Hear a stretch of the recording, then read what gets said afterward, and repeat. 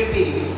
So there are four methods in modern irrigation: surface, subsurface, sprinkler and drip.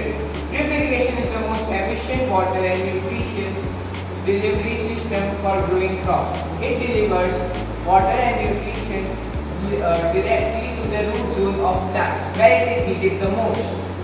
As drip irrigation is the most efficient water and nutrient delivery system, it is also known as trickle irrigation because it delivers the water drop by drop.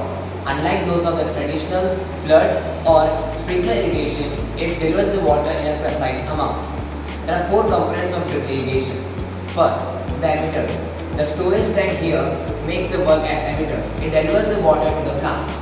Drip system is a network of pipes, tubes which help the water from emitters to go to the plant's roots. Third, the filter. Filter helps in preventing debris and dust particles from clogging the emitters, which creates a clean, uninterrupted flow of water. Now I will tell you how this process works. We have attached a motor here and it will deliver the water to the storage tank. And this storage tank will help us to go to the drip system. This drip system helps in delivering the water to the plant's roots.